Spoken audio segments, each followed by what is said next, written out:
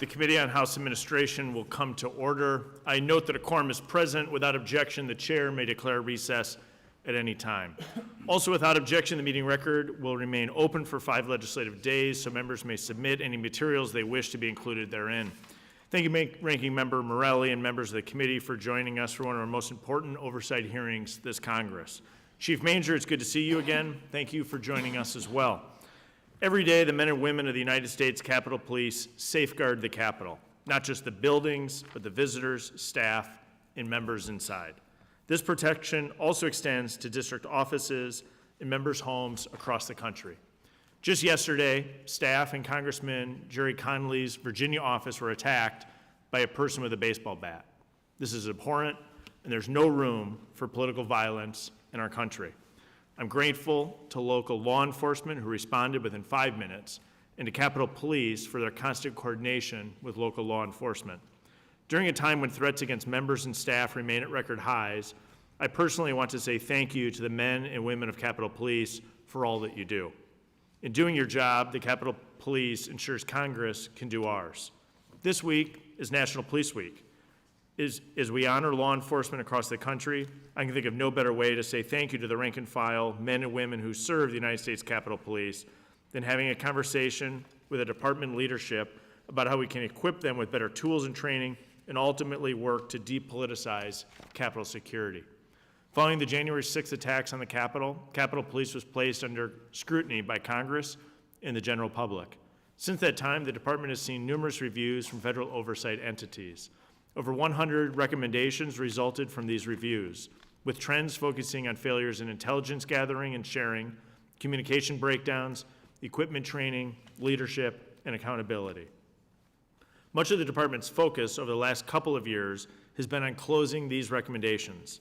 I'm concerned that the department is not making the necessary changes with speed or efficiency, despite the department's budget being at historic highs and one of the largest in the country. As chairman, my goal is to depoliticize Capitol security. To do so, we must bring greater transparency into the operations and decision-making of the department. Today's hearing will focus on increasing accountability, transparency, professionalism, and resiliency within the United States Capitol Police through proper oversight. I recognize the Capitol Police has multiple oversight entities, sometimes with different views, and can often hamstring decision-making. I've had the opportunity to speak with many of our frontline officers and share their concerns, including inconsistent training, outdated equipment, forced overtime. I look forward to today's hearing as we bring accountability and transparency to the department. We must also transform the department from a traditional police force to a protective force, while ensuring our officers have the tools needed to protect this institution now and in the future. I'd now like to yield 2 minutes of my time to the chairman of the Oversight Subcommittee, Barry Loudermilk.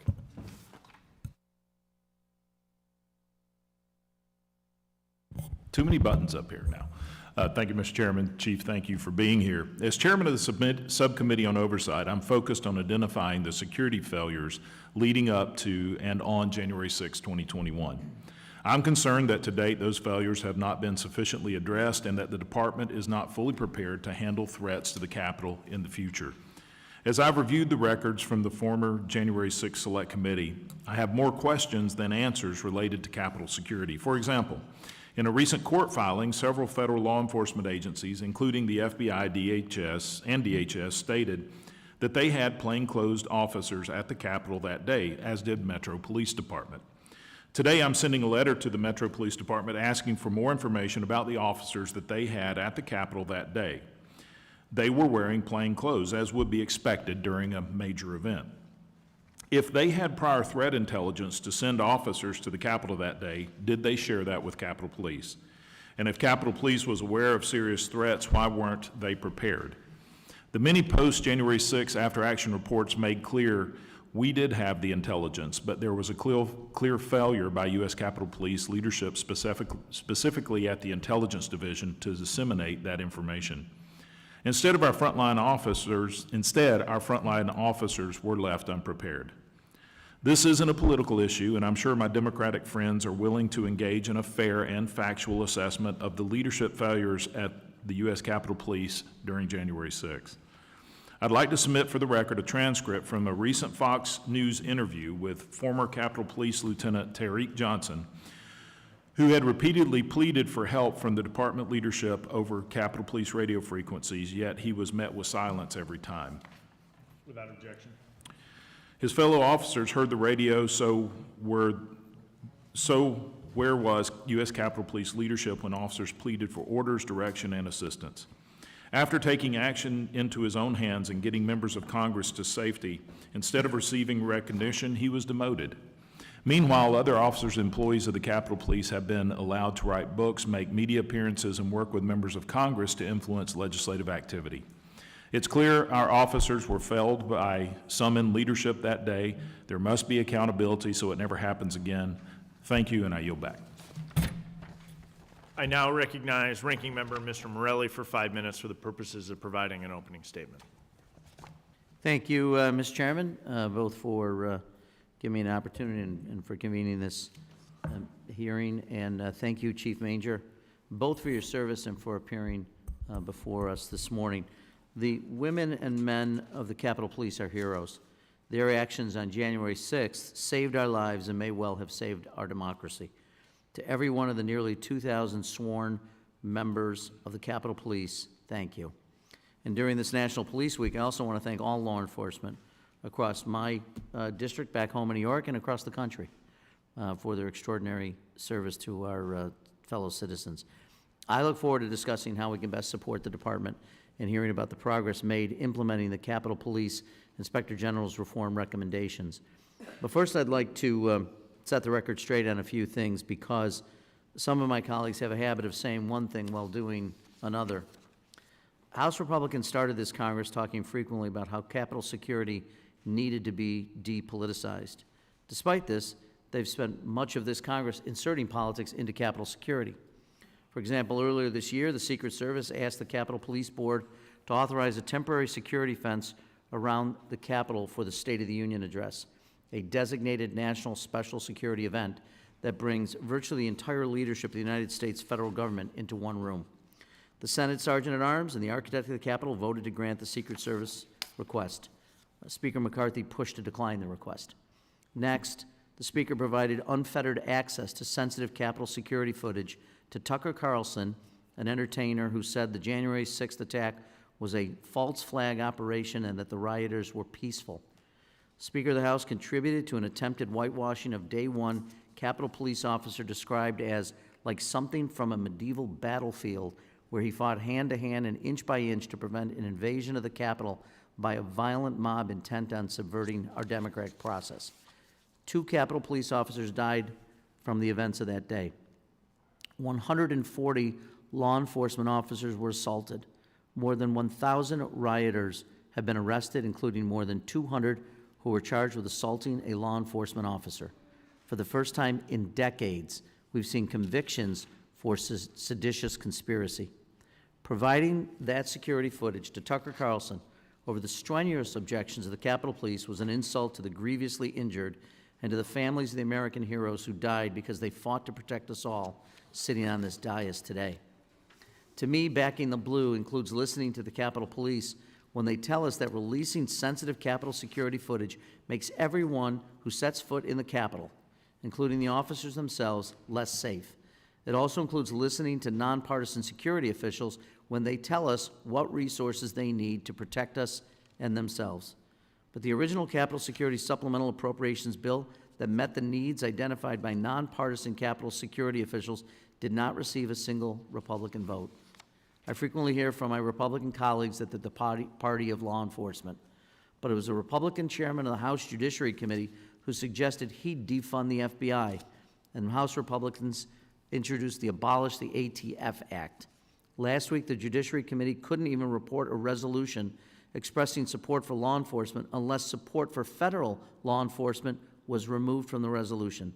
And just last night, Democrats on the Rules Committee tried to amend the resolution to add support for the Capitol Police. Republicans voted it down on party lines. Not a single Republican was prepared to say thank you to the Capitol Police. And it's not just here in Washington, it's in Florida. The Hillsborough County Republican Party formally requested the governor remove the Capitol Police from their Tampa field office and kick them out of the state of Florida. With that in mind, I'm anxiously looking forward to hearing from Chief Manger about how we best support the brave officers that protect us We are serving at a time of unprecedented threats of political violence. Just yesterday, as the chairman mentioned, a few miles from here, an individual entered the district office of Congressman Jerry Connolly with a baseball bat, and after asking about the congressman's whereabouts, attacked 2 members of his staff. I know we're all thinking of those staffers today, and I pray they make a swift and full recovery. But the incident underscores how important it is the Capitol Police have the resources they need to protect us. Last Congress, the committee convened more hearings on the preparations for and response to the January 6th attack than any other standing committee in Congress. I'm looking forward to hearing about the progress made in implementing the Inspector General's recommendations discussed at those hearings. I'm also eager to hear the Chief's view on what this committee can do to help improve recruitment and retention and minimize officer burnout. Finally, I hope to hear the Chief's thoughts on how the department may begin to operate more like a protective agency, as was mentioned earlier, than a traditional law enforcement agency. With that, again, thank you, Chief, for being here, and Mr. Chairman, I yield back. Gentleman yields back. Without objection, all other members' opening statements will be made part of the hearing record if they're submitted to the committee clerk by 5 p.m. today. Pursuant to paragraph B of Committee Rule 6, the witness will please stand and raise your right hand. Do you solemnly swear to affirm that the testimony that you're about to give is the truth, the whole truth, and nothing but the truth, so help you God? I do. Let the record show the witness answered in the affirmative and may be seated. I'll now introduce our witness, Chief Thomas Manger. Chief Manger was sworn in as Chief of Police for the United States Capitol Police on July 23, 2021. Chief Manger has served over 42 years in the policing profession, including more than 2 decades as Chief of Police for 2 of the largest police agencies in the National Capital Region. I'd also like to acknowledge that Chief Manger came out of retirement to take on the difficult job of rebuilding the department following January 6th. Chief Manger, we appreciate you being here today and look forward to your testimony. As a reminder, we've read your written statement, and it'll appear in full in the hearing record. Under Committee Rule 9, you're to limit your oral presentation to a brief summary of your written statement. I now recognize you, Chief Manger, for 5 minutes. Thank you, Mr. Chairman, Ranking Member Morelli, members of the committee. Thank you for the opportunity to provide you with the current state of the Capitol Police. I'm joined here by my chairman of the FOP, Gus Papathanassiou. The improvements that have occurred as a result of challenges that the department continues to address, the transition that the department is making to become a more protective agency, Congress's support has been invaluable as we meet the dramatic workload increases and increasingly volatile threat environment. The United States Capitol Police is unique among federal law enforcement agencies. We patrol a campus that is completely open, and now that the campus is fully reopened, we will again host millions of visitors. Over the past 3 years, the department has faced numerous challenges. We've had to manage through delayed recruitment efforts due to COVID-related closure of the Federal Law Enforcement Training Center that essentially brought our sworn hiring to a halt for nearly a year. Also, low morale and the public's declining confidence in law enforcement have put a further strain on the organization.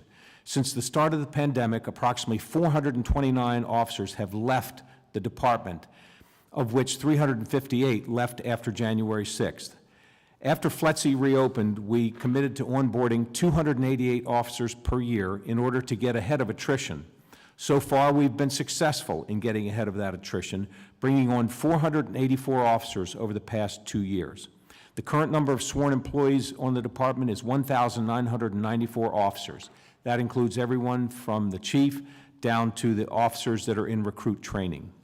While still below the department's authorized level, it has allowed us to reopen the campus and provide critical training for our officers, such as CDU training, active shooter training within the congressional buildings, and we continue to work to increase our sworn uniform staffing to address those shortages that still plague our department. The department has implemented a number of strategies to retain officers, such as bolstering salaries to be more competitive, offering retention bonuses, the student loan repayment program, and specialty pay to attract and retain officers. I would like to thank the Congress for its assistance and support in providing that funding. It has made a difference. January 6th exposed weaknesses within the organization. The more than dozen after-action reports from the Inspector General have resulted in 103 recommendations for the department. Of those 103 recommendations by the IG, 89 of those recommendations have been closed, leaving only 14 to be completed. I fully recognize the department's budget is significant, but equally significant, the department's growing responsibilities are the department's growing responsibilities. The fact is, we engage in a no-fail mission every day, recognizing that there will be no tolerance for leadership or organizational failures.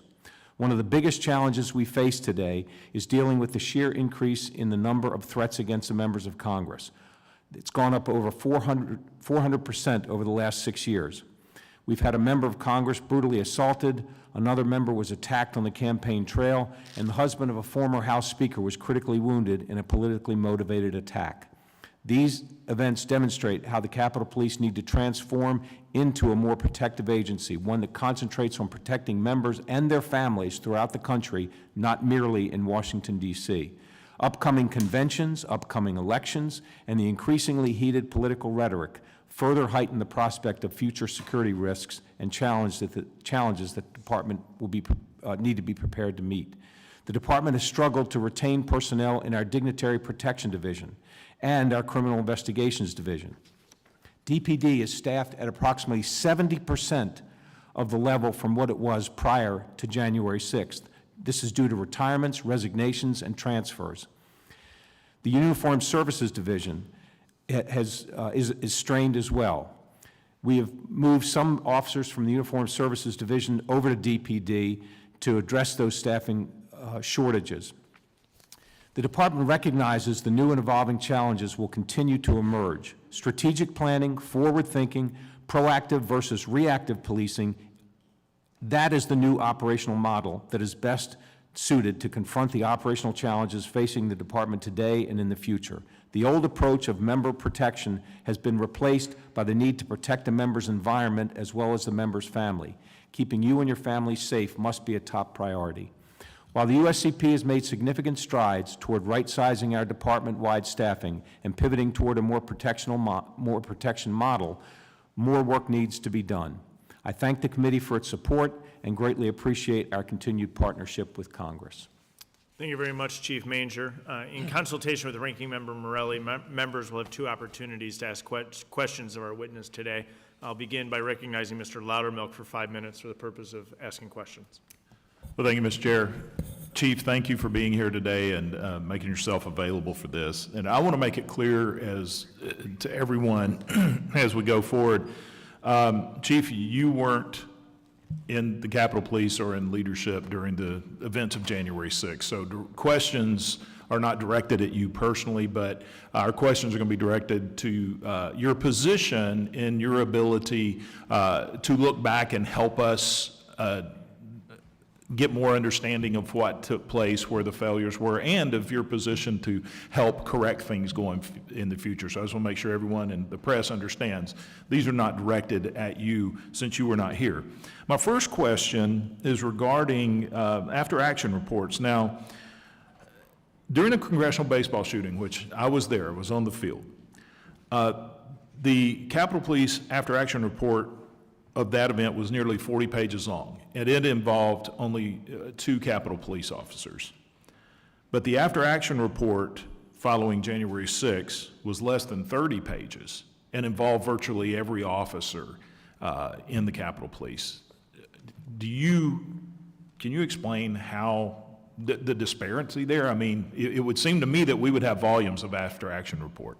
So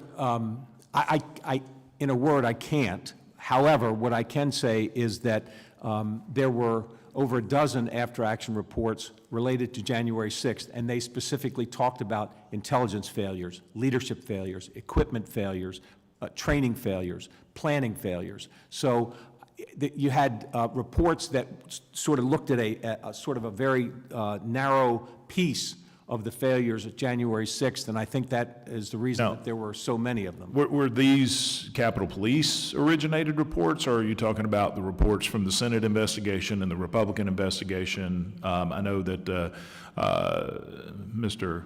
Papalescu, is that close enough? I know that some of his folks submitted reports, but are there other reports which reports are you referring to? Well, I'm actually referring to the Inspector General reports and the other after-action reports that were done. If you're talking about the internal after-action reports? Yeah, I mean, the only after-action report that I have seen from the Capitol Police was a 28-page report. It was very vague. Yeah, and I really can't Okay. speak to that. Yeah, I just want to make sure that we're not missing something that we're looking into. Also, I want to thank you for working with our subcommittee and providing us with the radio recordings from that day. I think that'll be helpful in us in getting a better handle on where things are going. Were these recordings, and these are the radio transmissions from that day, were they provided to any other congressional committee, federal agency, or any other entity, to your knowledge? I would have to check to make sure, but I think that they were provided to the Department of Justice for the prosecution of cases, and they may have been provided to the defense attorneys as well, but I would have to check to verify that. I know that the video was provided to those folks for the, related to the criminal prosecutions of cases. Yeah, and if you could follow up with us in writing, or that would be fine. I appreciate that. Does the Capitol Police have a media policy, and are you aware that one of your officers wrote a book about January 6th, and a civilian employee is currently advertising on their Twitter page that they'll be releasing a book soon after her experience on January 6th? I don't know if you were aware of that. I'm aware of all the, yes, we do have a media policy, and I'm aware of both of those books. Is there any type of action being, I mean, are they in violation of your media policy, I guess, So, first question? In a word, I don't believe they are. Now, we are looking at both of those books and to ensure that they don't run afoul of any ethics violations or any other policies that we have. For folks personnel that are over at a certain level, at an executive level, there's a different set of rules. They're more stringent than folks that are not in the executive leadership. Would it be possible you could provide those guidelines and rules Yes. to our committee? I appreciate that. Another question, are officers and employees required to report outside income earned from the book sales or any other employment they may have? They're required to get any outside improvement or outside employment approved by the department.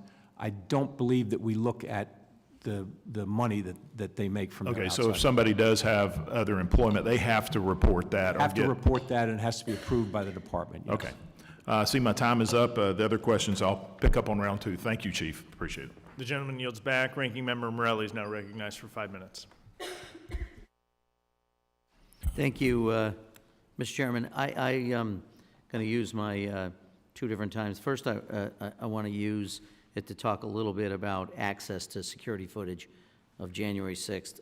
As you know, several months ago, Speaker directed the committee's majority to provide unfettered access to tens of thousands of hours of sensitive and confidential Capitol security footage to Tucker Carlson, despite the fact that the Capitol Police did not approve the release of the footage, which had been the process used in the January 6th committee in the previous Congress.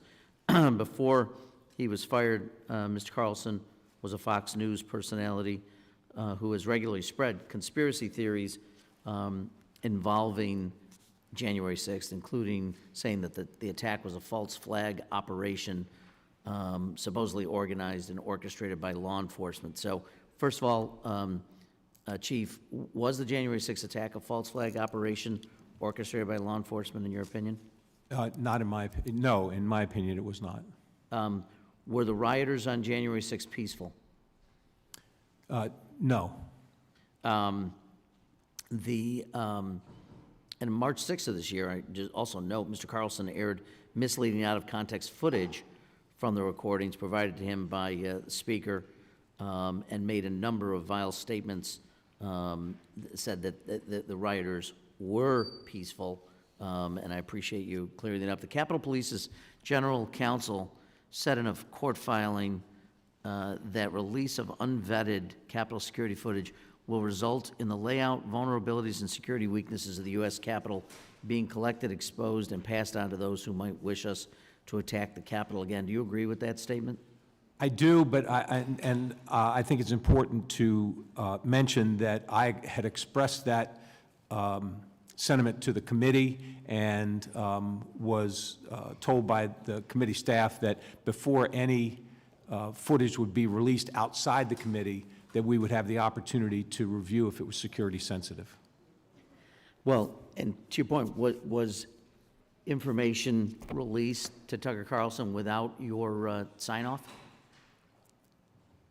Without the review that had been done during the January 6th committee hearings? As far as I know, we expressed to the committee that if there was anything that's going to be released, we wanted to make sure that it was reviewed. And we also had a list of what we believed was security-sensitive footage, and we also had, I think, had footage that had been released in conjunction with the criminal prosecution of some of the January 6th cases that was determined not to be security sensitive. Yeah, but to be clear, Speaker McCarthy claimed that he worked with the Capitol Police to identify any security-sensitive footage, make sure it wasn't released, but your general counsel said that only one clip from dozens sent to Tucker Carlson was provided to the Capitol Police for review. So the counsel also wrote in a court finding that at no time was I nor anyone else from the Capitol Police informed that anyone other than personnel from the Committee on House Administration would be reviewing the camera footage. Can you confirm that you were not informed that anyone other than committee members and staff would have access to the footage? I can confirm that the general counsel would have the accurate information on that. Do you know who has the footage? Do you know whether it's Tucker Carlson or Fox News? I think the committee retains the footage. So Mr. Carlson's not in possession of the footage? I don't know. You don't know that. So you haven't been advised as to whether or not Fox News has it, Tucker Carlson has it, or the committee has it? Everything that was released to outside of the committee, we were aware of what was released. To the committee? You were aware of what was released No, to the committee? well, we gave everything to the committee, but we were informed of what was being released outside the committee. I understand. So some of it was released, so some of it is in the possession of people outside the committee because you just acknowledged that you knew they were giving footage to other people. Correct? Is that what you just testified to? So the committee gave footage outside the committee. You were aware of that then, that they gave them to outside Eventually, parties. we were told, yeah, I learned it by actually reading about it in the paper. I see. Gotcha. I may come back to this when I have additional minutes, and with that, I'll yield back, Mr. Chairman. The gentleman yields back. Mr. Griffith is recognized for 5 minutes. Thank you, Mr. Chairman. First, if I might ask for introduction into the record of the committee, an article from Rolling Stone dated June 8, 2022, entitled Inside the Capitol Core, January 6 Blame Game. Without objection. Chief Manger, as you know, the Capitol Police Board is responsible for hiring the U.S. Capitol Police Inspector General. As a non-voting member of the Capitol Police Board, did you have any role officially or any conversations with other Capitol Police Board members when selecting the current IG Inspector General, Mr. Russo, yes or no? I did not, no. Do you know, or to your knowledge, did anyone else at the U.S. Capitol Police have communication with Mr. Russo prior to the start of the hiring process by the Capitol Police Board? Yes or no? Not to my knowledge. To your knowledge. Will you make any communications, if you learn of it later, will you make any of those communications available to the, that anyone at the U.S. Capitol Police had to us, if you learn of that conversation later that happened with Mr. Russo prior to his appointment? If I learn of any, yes, I would certainly share that with the committee. We have received reports that after January 6th, some U.S. Capitol Police officers made reports to the Inspector General related to leadership failures on that day. Many of these officers were highly critical of the Intelligence and Interagency Coordination Division's leadership. Are you aware of these complaints? I am. And claims have been made that after making their criticisms of the Intelligence and Interagency Coordination Division's leadership known, the former IG turned over the officers' testimonies and names to the U.S. Capitol Police leadership. Shortly after, these individuals were placed on performance improvement plans, and then they were either fired or forced to retire. Are you aware of the previous leadership of the U.S. Capitol Police taking these actions? I'm aware that complaints were made and that those complaints were investigated by the Inspector General. According to reports made to this committee, an employee in the General Counsel's office contacted the officers who spoke to the IG. Do you agree it would be entirely unacceptable for the U.S. Capitol Police's General Counsel to take information from the U.S. Capitol Police's Inspector General and then retaliate against officers who spoke to the Inspector General? Well, anybody who's retaliated against for speaking to the Inspector General that should not happen. But I know that the Inspector General and our Office of General Counsel do work together on certain complaints that are made. And that would be complaints made by members of the U.S. Capitol Police? Once they're investigated and any action that's going to be taken as a result of the investigation, the IG and the Office of the General Counsel have a role to play in that. But prior to the Inspector General having done their investigation, you would agree it would be improper for the General Counsel to have any input into the complaints or into the investigation of those complaints? I think not knowing more specifically what action that would be, it's difficult to say that they absolutely would not have some role if they were providing information, helpful to the investigation. All right. But the General Counsel's job is to be a counsel, not a witness, correct? That's correct. And they are a counsel to the United States Capitol Police leadership team, correct? Correct. And if they're counsel for the United States Capitol Police leadership team, isn't it just inappropriate on its face for them to be involved with the Inspector General on an investigation prior to the Inspector General completing that investigation into conduct that has been raised as a complaint by a member of the United States Capitol Police?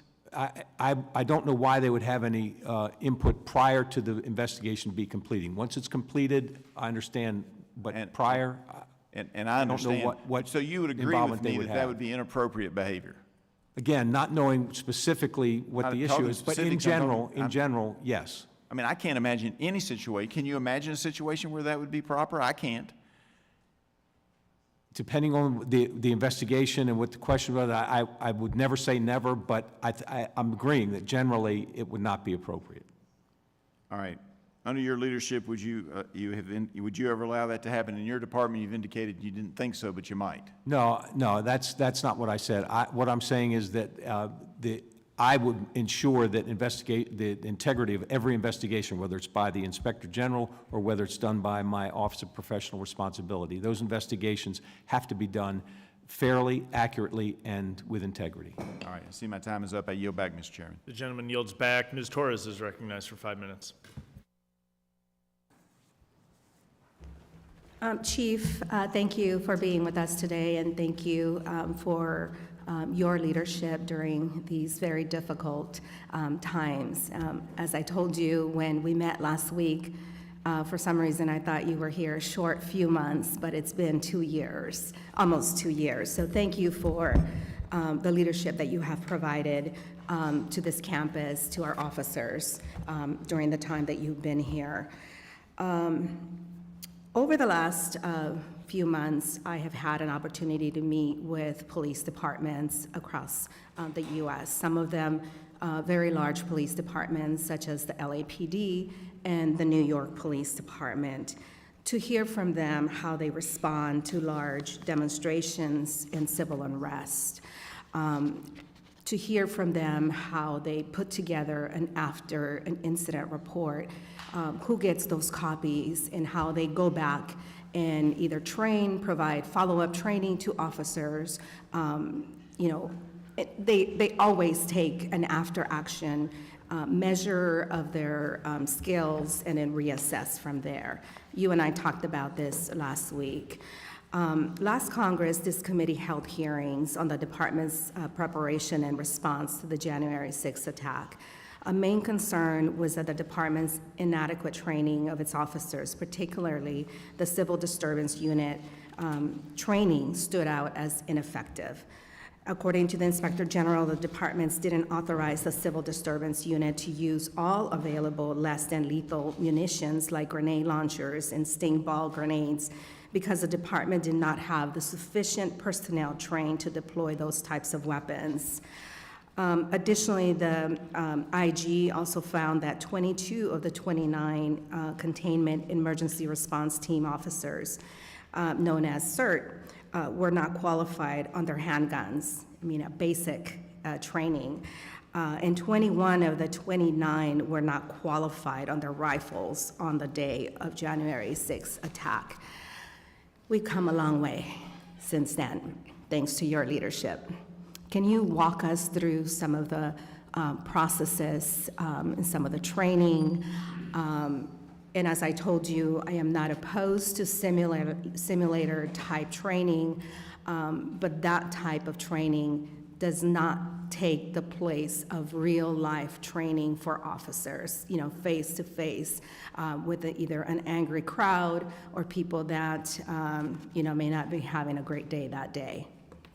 So we have invested a great deal into ensuring that we got not only the training done, but some of the failures that you're talking about were equipment failures. The fact that we didn't have the equipment for all of our officers. We sent some officers out there that didn't have helmets, didn't have shields, and that's just unacceptable. So we have fixed the equipment problems. We've gotten, I think if it's not 100%, it's about 98% of our officers have all brand new equipment.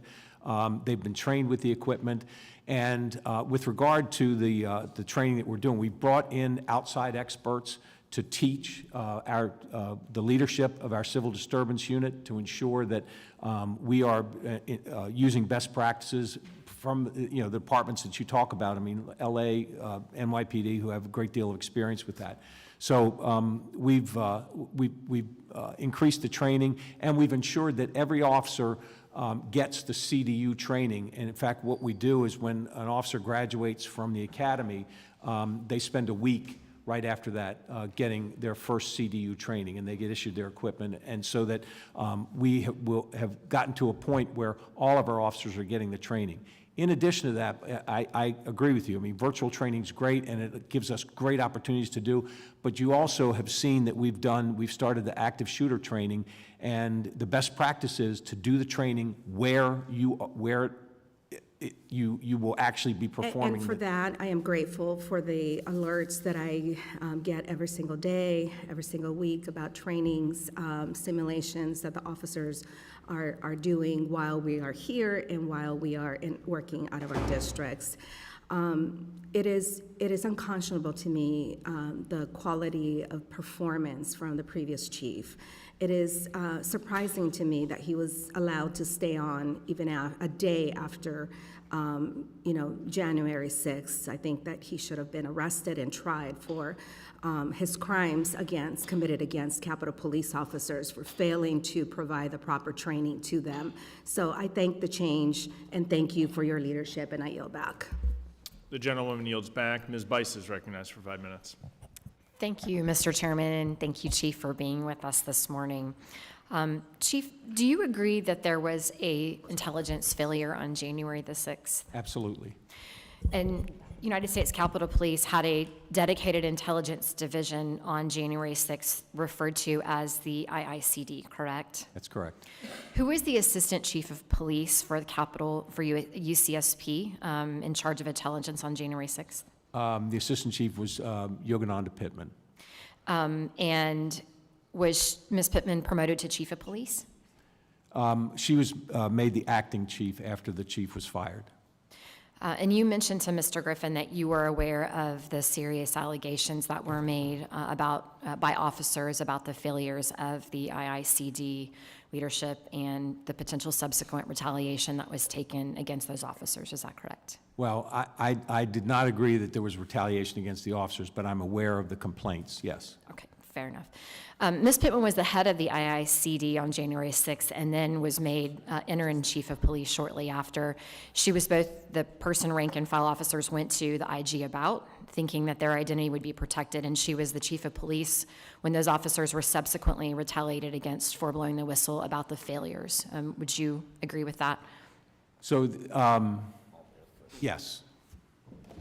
Are you aware that federal law prohibits the United States Capitol Police IG form disclosing the identity of an employee without their written consent? I'm not aware of that, no. Okay. Is Ms. Pittman still an employee of the United States Capitol Police? She is on leave without pay and has been since February 1st. Is she expected to return? No. Pursuant to a negotiated separation agreement, she left the department February 1st, and she has not been, she just has no police powers.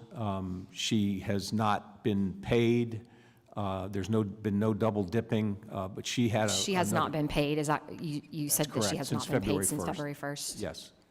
Why a leave of absence without pay, knowing that typically a leave of absence, in my mind, would be grounds for returning to the position after an extended leave? Why is it that Ms. Pittman is being allowed to leave knowing that she won't be returning? So pursuant to a negotiated separation agreement, she was allowed to go on leave without pay, and her intent is to file her application for retirement in about 30 days. Is Capitol Police salaries, are those made public?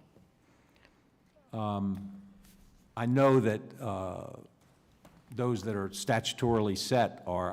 I'm not sure if they are or not. No problem. Would you be willing to provide the comment in writing about the separation of Ms. Pittman to this committee? I can give you the details of it, yes. That would be great. That's actually the last question I have, Mr. Chairman. Thank you for your service. Thank you for your time this morning. And with that, I yield back. The gentleman yields back. Mr. Kilmer is recognized for 5 minutes. Thanks, Chairman, and thanks for being with us. One of the things I think's top of mind for a lot of us is just the safety and security of our colleagues and of our staff. Obviously the events of yesterday are horrifying. And making sure that you all have the resources you need to do your jobs is important. This weekend next, the Appropriations Committee is going to be marking up fiscal year 24 spending bills, including the Ledge Branch bill, which funds your agency. In your testimony, you mentioned the number of threats against members of Congress have increased 400%. I was just hoping you could speak to three issues. One, I'm just curious if you have any thoughts on what you would attribute that increase in threats to. Two, any comment you have about how the increased funding that was included in the omnibus at the end of last year, which included some new funds specifically to enhance member security, if you have a sense of how that's being used. And three, what cuts to your agency would mean. So, what was the last thing? What would cuts to your agency mean? So with regard to your question about the threats, I think that the proliferation of use of social media and the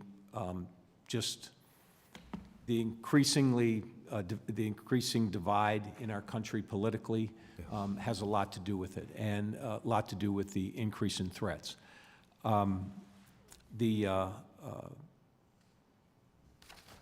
The cuts, cuts to our budget would be devastating. If I think we're still at a point where, if you talk about morale, if you talk about just our ability to meet the workload demands that we have, we continue to have a great need to increase our staffing. And I talked about our dignitary protection, which is operating at 70% of what it was prior to January 6th.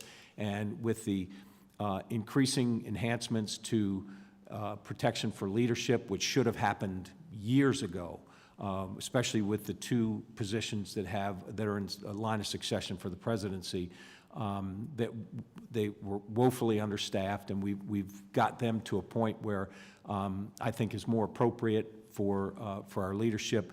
But in addition, we have more need to stand up ad hoc protection details for serious threats against certain members.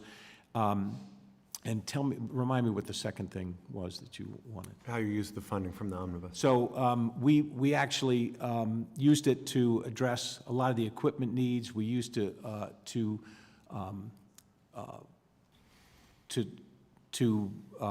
get the training that needed doing. We did, in fact, increase our uniform services, which, we have additional posts that didn't exist before January 6th.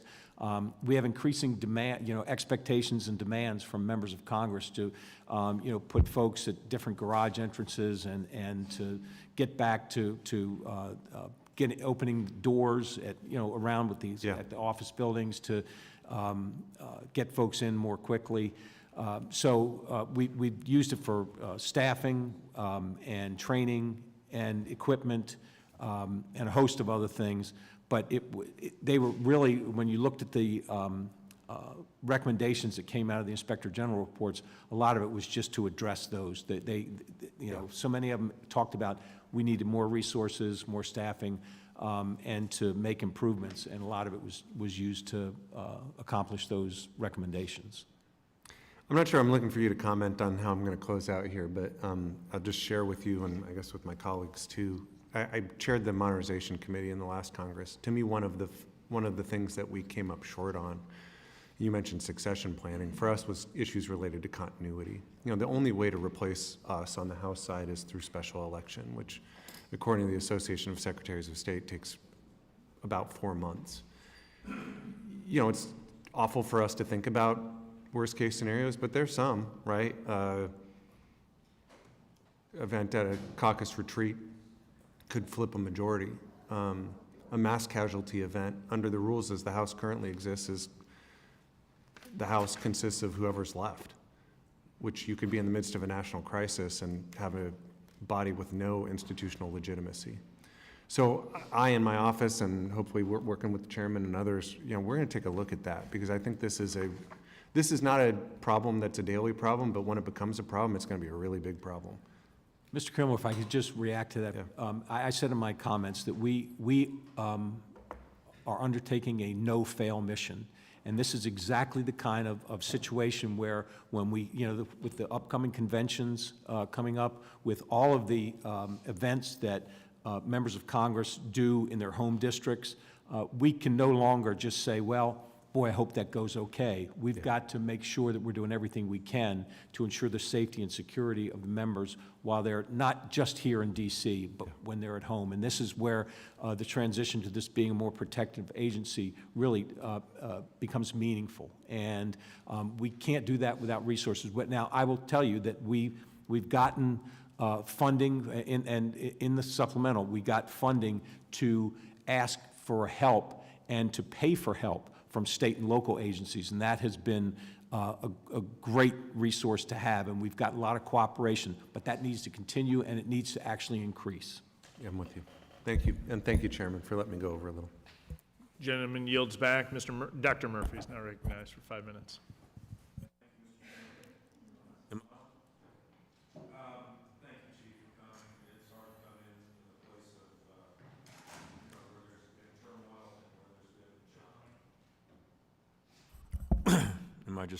Thank you. I'll reserve that time back, that 4 seconds. But thank you, Chief. Just to go ahead and get started, in the thinking back just on January 6th, I know you weren't in charge then, obviously there was a clear failure of the leadership of the U.S. Capitol Police. That day was a shameful day on this country, on all grounds, but there was a clear failure in the ability to protect the members of Congress and the Capitol. It's been clearly documented while leadership failed, they failed also to share intelligence. Information beforehand and did not work with rank and file officers once the rioting commenced. Furthermore, the Democratic leadership turned down requests for additional resources and reinforcements in the days preceding January 6th. I don't understand why it was conjecture. So let me ask you a few questions. When reviewing what transpired on January 6th, did the U.S. Capitol Police have a distinct chain of command in place for such a catastrophic event? You said there were leadership failures. There were absolutely leadership failures. There were communication failures. There were failures of operational planning, intelligence failures. There is plenty of blame to go around in terms of the failures. And I think that when we talk about the leadership failures, you can't just say, oh, the chief. Now, the chief is ultimately responsible. I'm just trying to, there were chain of command, there were rank and file, there was just a complete leader, a complete entire programmatic failure of what happened on that day. There were numerous failures on that day. All right, well, let me just ask, if God forbid there were to be a hijacked plane come into the Capitol or a major security threat, is there a chain of command in place for that? Yes, sir. All right, it's enacted, and everybody, rank and file, understands that chain of command. There's certainly, plans are communicated, intelligence is communicated. Everybody in the organization is aware of the planning that we're doing. And would be, the information would be shared with them. Was there ever a command on January 6th given to fall back? I don't know the answer to that question. All right. Hopefully we can just maybe find that out one day. There's a lot of conjecture as to the actual federal presence on the Capitol on January 6th. Reports of federal law enforcement officers being embedded in the crowd. It's known that various federal departments and agencies responded to the events of January 6th in a variety of ways. To your understanding, were there any federal officers authorized by the U.S. Capitol Police to be operating on the grounds that day? I have no knowledge of that. All right, can you find that out? I will do my best to find it out. That's all I'm asking for. Yeah. My focus has been looking ahead and fixing what was wrong. I know, but not to do that, rehashing what was. to do that, we have to look back and analyze and see I what think you went need to wrong. look at the mistakes that were made and where there were failures, absolutely. Absolutely. Let me just, let me follow up one other thing. The day before January 6th, there were a couple of live pipe bombs that were planted outside both Republican and Democratic national headquarters. The individual responsible has remained at large and has eluded law enforcement.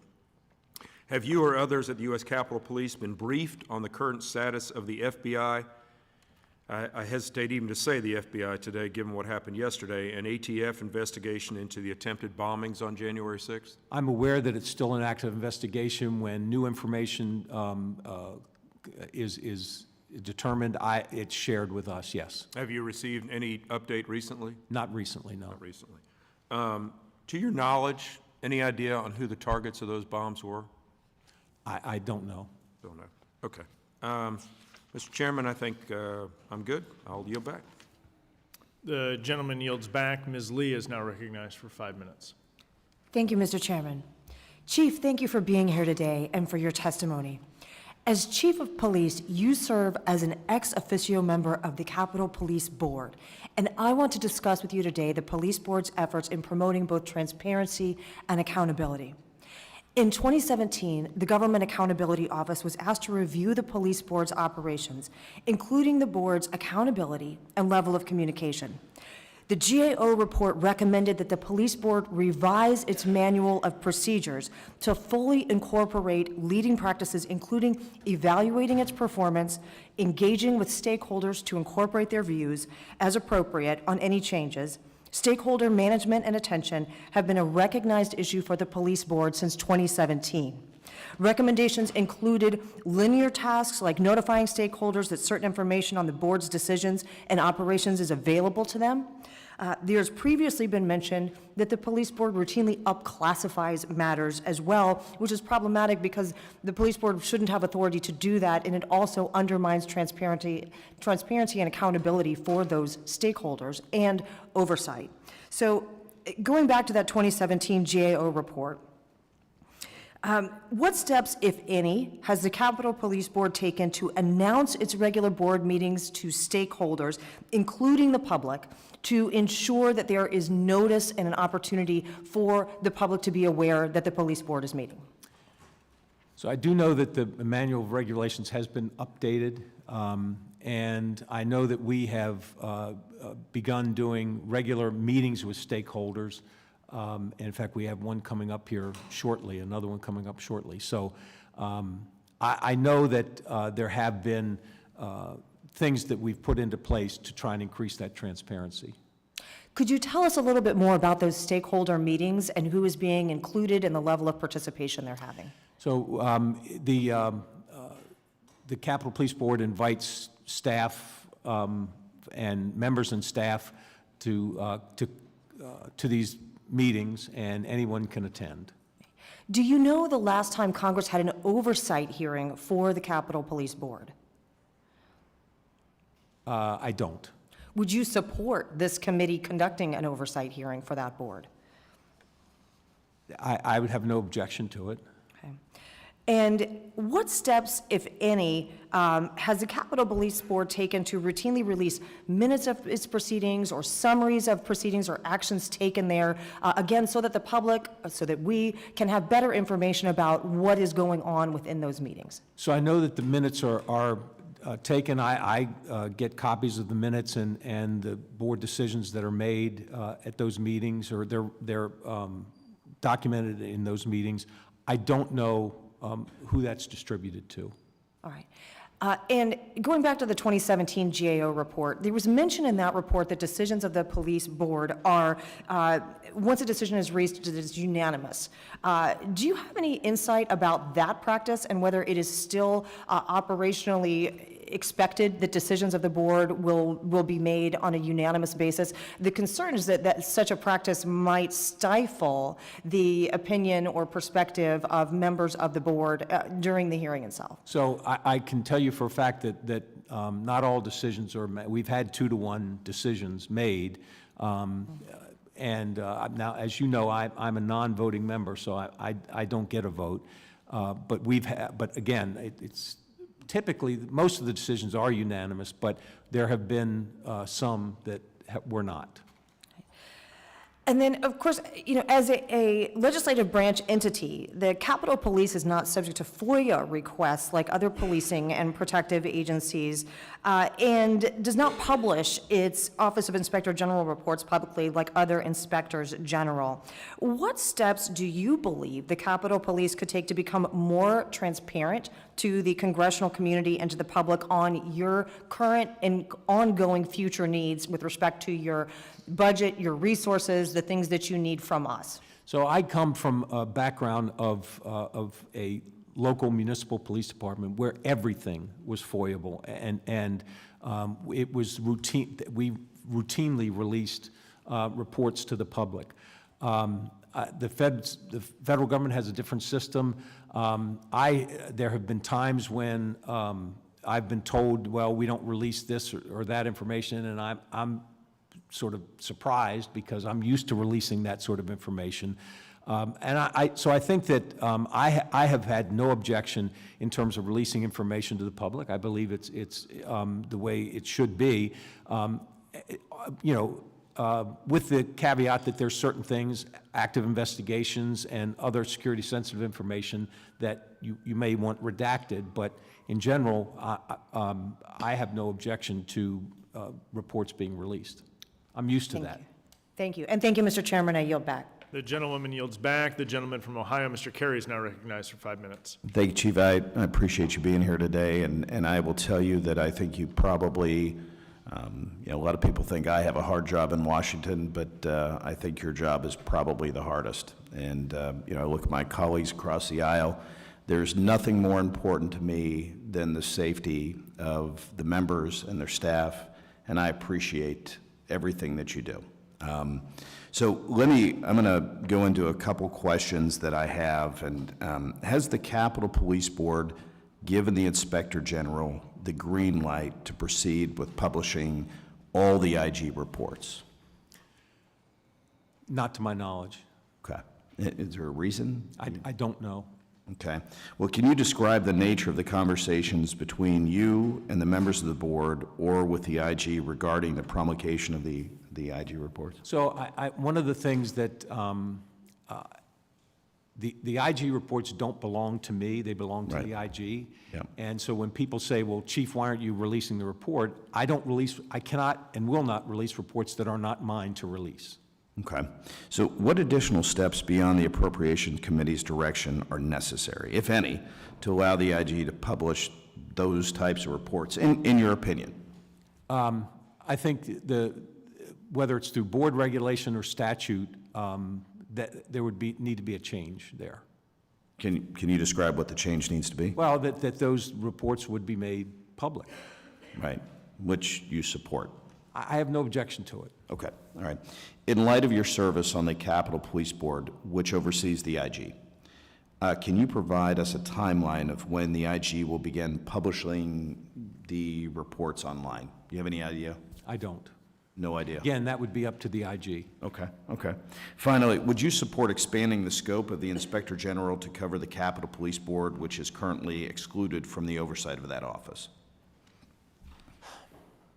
Yeah, I would have to think through that a little bit more in Well, terms of... we got about 2 minutes and 51 seconds. Think through it right now. Can you do it? Well, the IG is an independent entity. Right. And I don't have any control over the IG, and nor should I. Right. The Capitol Police Board oversees the IG, so there's the conflict. If they oversee the person that is investigating them, that's a conflict as far as I'm concerned. Okay, all right. Well, You'd have to just find a way to resolve that. so what's your ideas on how we Well, can resolve it? look, any entity that, if you want to have an inspector general, oversee a particular entity, then create the position, and, if you wanted an IG for the board, who does the board report to? Well, congressional leadership, so the congressional leadership would have to appoint that IG versus the Okay. board. And again, that's 20 seconds of thinking through it, so I'm not sure my reasoning's perfect. Yeah. Well, I think you did a very good job. And Chief, again, I want to say on behalf of the members of Congress, we appreciate what you do every day. And the safety of every member, my colleagues on the right, my colleagues across the aisle, we really do appreciate what you do. And your team are really amazing individuals. And thank you for everything. And I really appreciate you coming here and testifying before this committee today. I know it's not easy. I've done it a few times myself. So thank you. Mr. Chairman, I yield back. The gentleman yields back. I now recognize myself for 5 minutes for the purpose of asking questions. Chief Manger, once again, thanks a lot for being here. I think we've had some good dialogue. I was hoping to use a little bit more of our time today to be looking forward about how we take the Capitol Police Force into the years in front of us and depoliticize the force. I have questions on that, but I want to just take a moment to set the record straight on a handful of comments that came up earlier, in particular regarding Speaker McCarthy's decision to publicly release some video clips from January 6th. There's only one video clip that was on the U.S. Capitol Police's sensitive list, and it was cleared beforehand. Is that correct? I believe so. And I believe it was after it was pointed out that some of the same footage was previously released during the impeachment hearing by House Democrats. And according to the U.S. Capitol Police's own declaration of federal court, I can pull it out, page 5, footnote 2, quote, there was a series of clips from Capitol Police cameras that were shown during the second impeachment trial of President Donald J. Trump in February of 2023. None of those approximately 15 clips, some from the sensitive list, were shown to the Capitol Police beforehand. The impeachment managers simply requested the clips and they were provided, end quote. Meaning that Democrats in the House took the clips, provided them, and did not have them be reviewed prior to release by Capitol Police. I'd also like to correct the record on a claim made that Speaker McCarthy and Acting House Sergeant at Arms Bill McFarland are politicizing Capitol security. Specifically, there's a mention of the fencing around the Capitol ahead of the State of the Union. I'd like to submit for the record questions for the record from Mr. McFarland at his recent hearing in front of this committee. Without objection, so ordered. And in response to the minority questions, he said he did not support the fence because the Secret Service and Capitol Police did not have any specific or credible threats to the Capitol campus ahead of the State of the Union, and asked for alternatives consistent with dozens of previous State of the Union addresses. I think this stands in sharp contrast to requests from former chief ahead of the January 6, 2021, where actionable intelligence existed, yet his request for assistance was rejected under the previous majority. I'll park that. I'll just come to kind of one question. I think it gets in maybe a little bit into the fence around the Capitol, but in particular, as we look at the structure of the Capitol Police Board, you report to the Capitol Police Board. The Capitol Police Board is made up of 3 individuals, the architect of the Capitol, which is now in a point of transition. We have an acting architect of the Capitol, the House Sergeant at Arms, the Senate Sergeant at Arms, both of whom are new to their position since the January 6th incident. Do you think that's the best structure? Do you think we should consider a review of the Capitol Police Board? I know one of the challenges we may face is there's lots of oversight entities over you in the Capitol Police. That's in some ways good. In some ways that's challenging because many of the oversight entities have lots of views. Do you have any thoughts as to what the most productive form of the Capitol Police Board might be? I do, but I will tell you that I will say this, that since I've been the chief here, and I heard all the horror stories about how dysfunctional it can be. The board. Congress or the Capitol Police Board? The Capitol Police Board. Okay, because Congress can also be dysfunctional. Continue on, sir. I'm speaking about the Capitol Police Board, but I will tell you that I have not generally experienced the kind of dysfunction that previous chiefs, some of whom were friends of mine, who gave me an earful before I took this job about what I could expect. But we've talked about, it was mentioned earlier about the politicization of security and that sort of thing. Look, all I ask is that I don't want to have to be, squeezed by partisan political issues. And if the board can buffer the police chief, to allow the police chief to run the police department in the best interest of the members of Congress and our mission, that's what I'm asking for. And typically, that's what this police board, this Capitol Police Board, has been very good about that. But there's still times when I'm getting squeezed. Thank you very much. And let me just reiterate how appreciative we are of all of the men and women who serve in the Capitol Police Department for the service that they provide protecting this institution, as well as police officers across the country during Capitol Police Week. I'll now recognize Mr. De Esposito for 5 minutes for the purpose of asking questions. Thank you, Mr. Chairman, and thank you, sir, for being here today, and thank you for all your work in not only keeping the people's house safe, but all our visitors and, of course, us safe each and every day. As you know, we've had conversations. I spent a career in the New York City Police Department, retired as a detective, so understand very well sort of the balancing act between law enforcement administration, dealing with the rank and file. So I think the purpose, at least for me here today, is to ask questions, to get answers, and to really continuing the dialogue so that we can work together in making not only the Capitol safer, but making your job a little bit easier and making the lives of the men and women of the Capitol Police safer. So I want to first focus on something that has sort of been brought to some of our attention over the last couple weeks, and that is that we've heard that a Capitol Police protective agent struck an officer while driving a vehicle. Can you confirm this?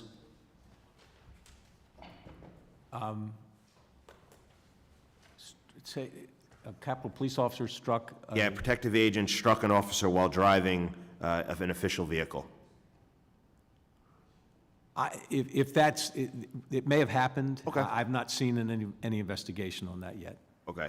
So I guess really the follow-up question to that is, what are we seeing amongst the rank and file with work hours, excessive work hours, working, mandatory overtime, just trying to get a feel of what we're seeing amongst the rank and file on a day-to-day basis? It is probably the issue that impacts morale the most, in my opinion. Right after January 6th, there were a host of issues that were impacting morale, but this is the one that we have not been able to get our arms around yet. Yes, we have increased staffing, and that's improved it. It's probably not quite as bad as it was, but you still have officers being held over. being forced to work overtime, having their days off canceled. It still happens more often than it should, and so and the only way we solve this is to continue to increase our staffing so that we have enough folks that if we have mandatory training, we're not, you know, having to hold people over on overtime, that we have actually enough people to train our folks and still have adequate staffing without impacting these officers' family and their lives outside the job. But I do believe that there has been, you know, resources allocated for wellness initiatives. That's correct. So I guess the question I have is, what are those resources being utilized for? And the second part of the question is, what else can we do to help provide you with more of that? I know the top answer is manpower, but what else? So our wellness division was created after January 6th, and it's expanding. It does two things. One, it provides a comprehensive employee assistance services, whether you're, you know, trying to lose weight, you're trying to get well financially, you have whatever your employee assistance needs are, they provide them. But the unique thing I think that we are doing that most departments are struggling with is addressing critical incidents, stress and trauma. And we've got trauma-informed counselors that we have employed so that when officers go through critical incidents, we're able to provide them with the kind of assistance that they need and not just saying, oh, you'll be fine. Now, what about the non-critical incidents? Because we've both done this job for many, many years, right? And I think that incidents are really debatable upon the person's personality.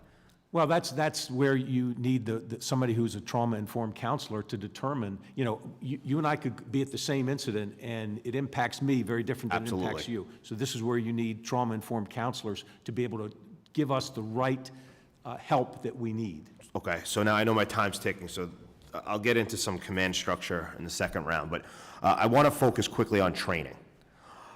Do you believe that members of the Capitol Police should have more time for more training? Yes. How do we help you provide that? Because I've spoken to members of the Capitol Police who tell me that, you know, firearm training, I mean, it's, to use the term minimal is probably, you know, being generous. And I really think that training is one of the best opportunities that we have to prepare a police agency for everything and anything that they could encounter. You've got to invest in training if you want a good police department. Two things real quick. One, we're doing active shooter training in the House and Senate office buildings in the Capitol. That is a best practice. Do the training where you're actually going to perform the function. We also have, we've invested in these virtual training things that it's not just shoot, don't shoot, but you can do a host of training, whether it's de-escalation, just a host of training options. But we're going to have one at the police headquarters. We're going to trying to get one down at the loading dock of the Capitol, and we have one in the Rayburn building. So though that's better than having to, when we have to send people to Cheltenham for training at our academy, that's the whole day. They're done. But here, we can take somebody off a post for a couple hours, give them that training, and then they can come back to their post. Thank you, Chief. It's a really efficient way of doing it. I'm here to help. That's why I'm asking. Thank you. Mr. Chair, I yield back. The gentleman yields, and we'll now begin our second round of questionings for members who do want to ask additional questions. And now I recognize myself for the purpose of questioning our witness. First of all, Chief, thank you so much for indulging us here. I, too, am one who is forward-looking, and as we continue out through this Congress, I'm hoping to engage with you more regularly on how we can work together to improve the U.S. Capitol Police so we can deal with acts of violence even at our district offices, how we can prepare ourselves, how we can secure this Capitol better, and I'm looking forward to working with you on that. As one who is here and who has custody of these 44,000 hours of videos, I can attest there were acts of violence, there were acts of terrible violence that day. Even from what I had seen with my own eyes and through the media, I've seen acts of violence against police officers that I had not seen before. And it was brutal, and it was ugly. And our officers on the line did what they needed to do at the time. I also appreciate your leadership here, where we are now. One of the reasons it's important that we look back is so that we can identify where the failures were and move forward. And our concern is there has been a lack of looking back by previous leadership at Capitol Police. Again, you were not here. You've come on, taken the reins and moving forward. For us to move forward in the right direction, we have to go back and look at history. Where did we fail? And there was a failure. There was a failure in being prepared because this Capitol was breached. Where did that failure occur? Why were those officers they did not have what they needed? They were not in the proper position.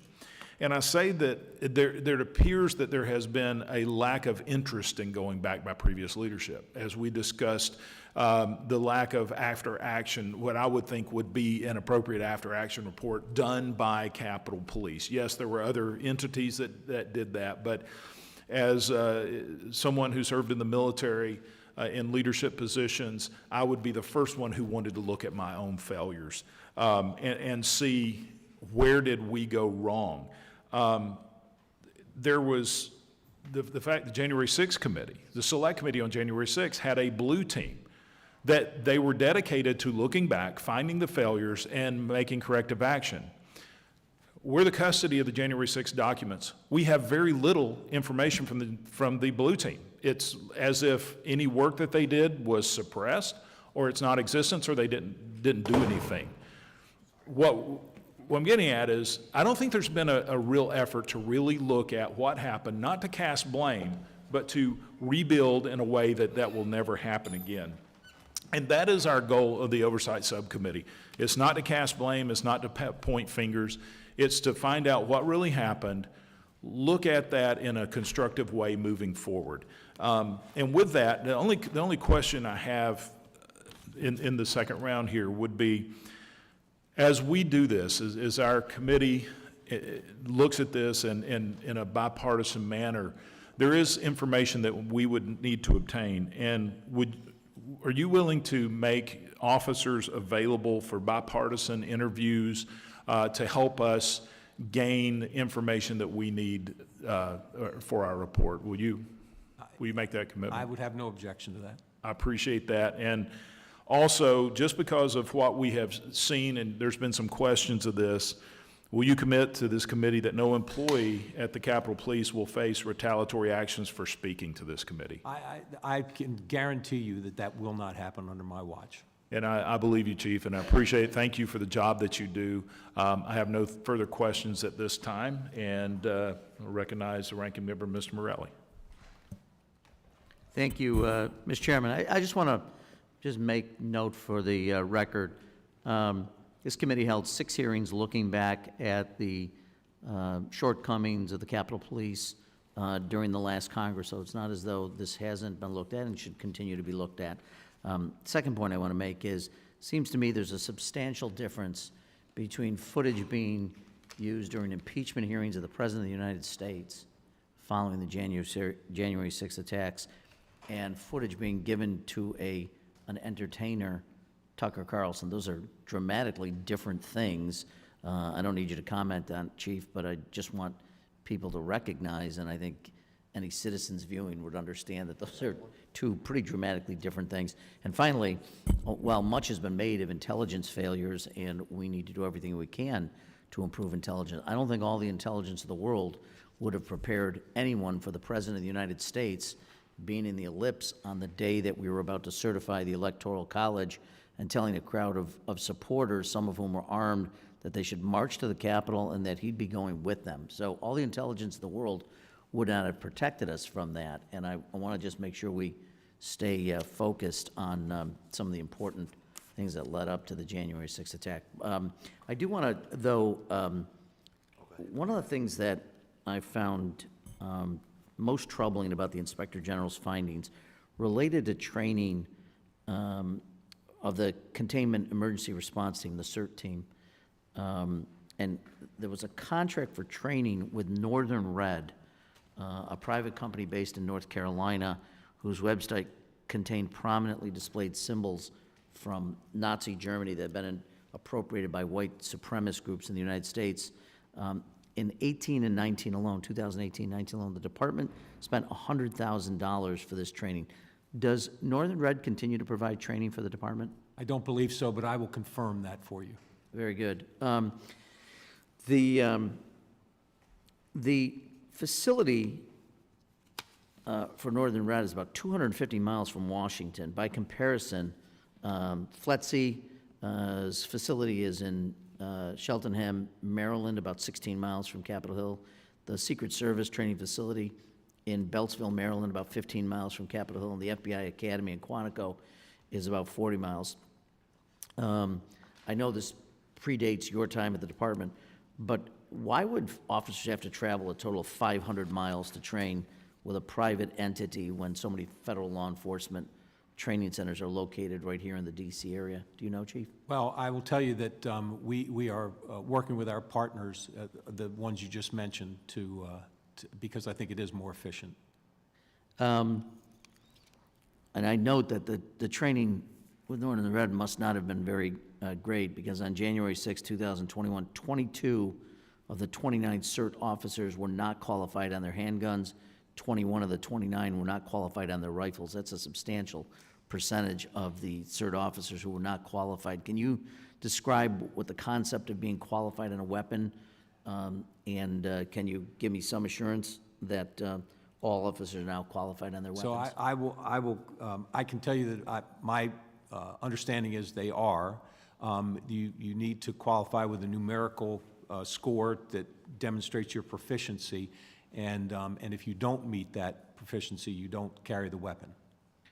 So that's a significant percentage then of those officers who were not qualified. I refer back to Mr. D'Esposito's comments. Obviously, this is something that's critically important to all of us to make sure that that training is in place. Can you describe the step, you mentioned it briefly, what the department has done to centralize training and to make sure that it meets the applicable standards?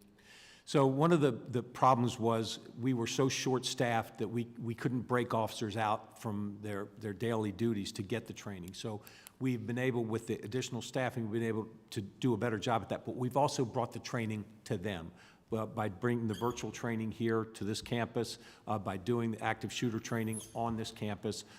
That has helped us get folks trained that previously we would have not been able to get trained. And that applies certainly to new recruits, but also the established officers? In service as well as recruit training, yes. Gotcha. I'm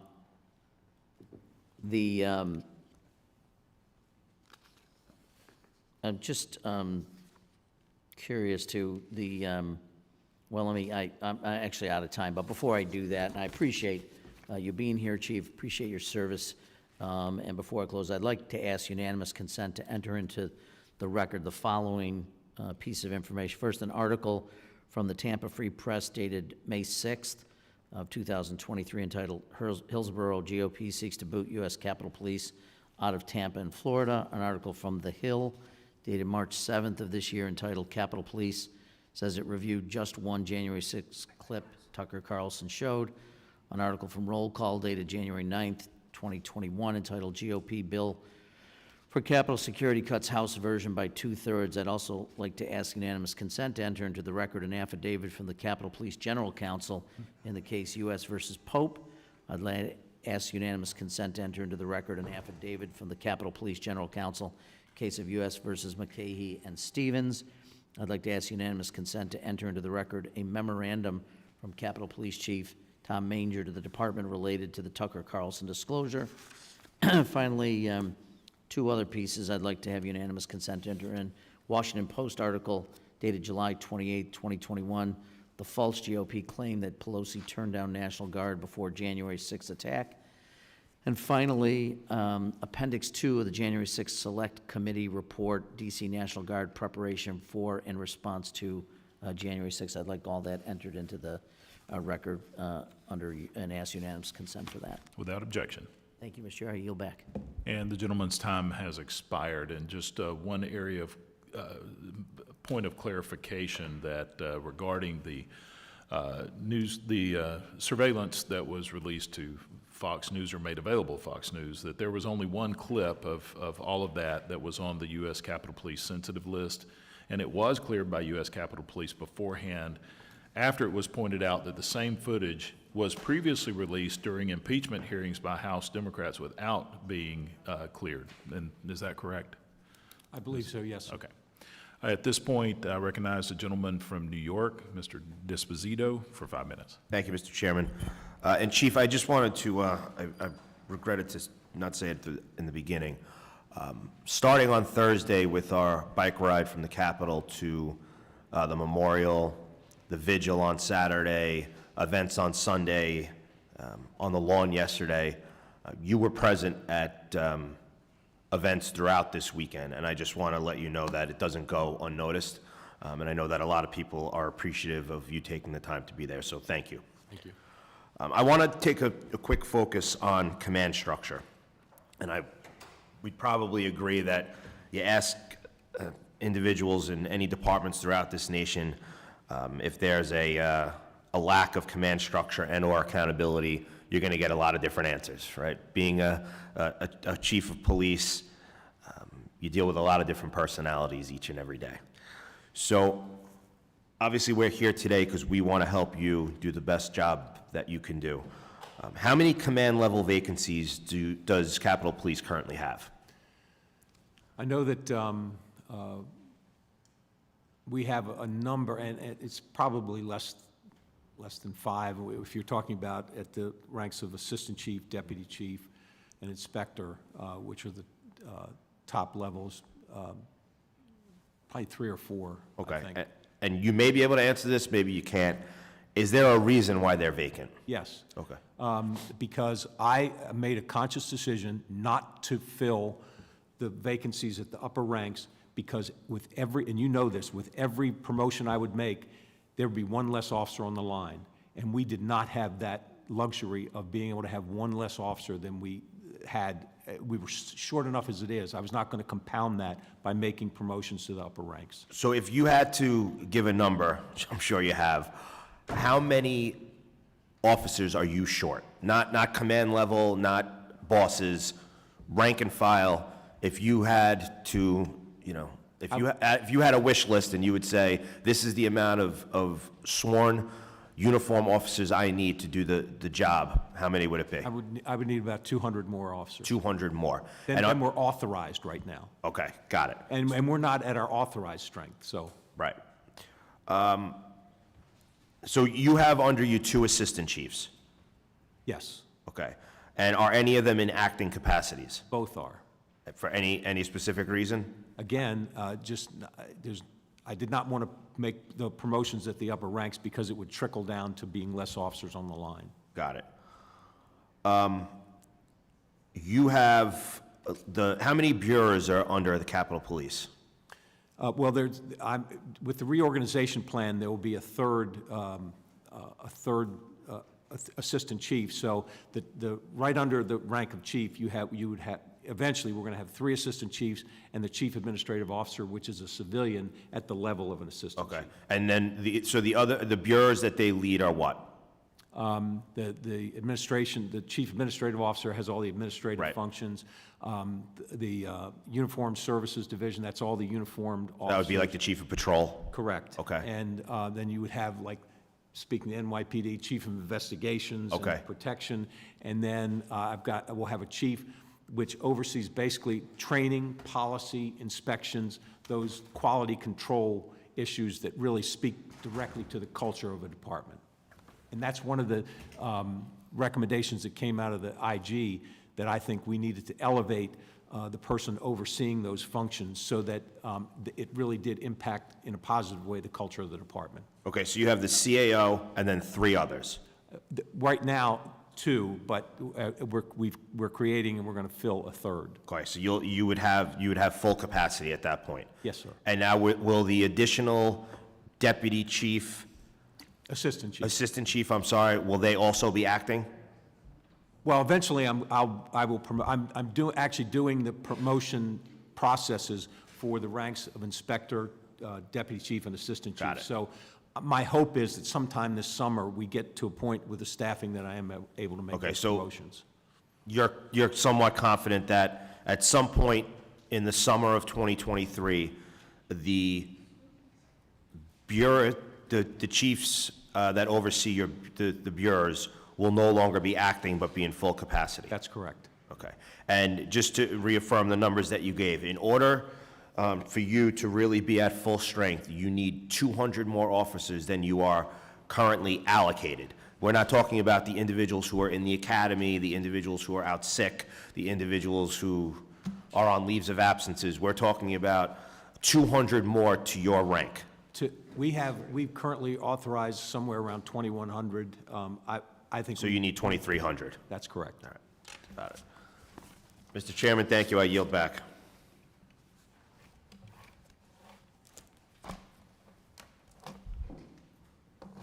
Chair now recognizes the gentlelady from California, Ms. Torres, for 5 minutes. Chief, one of the recommendations from the Inspector General called for a standalone, or the establishment of a standalone counter surveillance entity. Have you implemented that? I believe we had. I'll confirm that, but yeah, I believe that's one of the ones Okay, we've if you would resolved. follow up with us on that. You know, the public safety of this campus,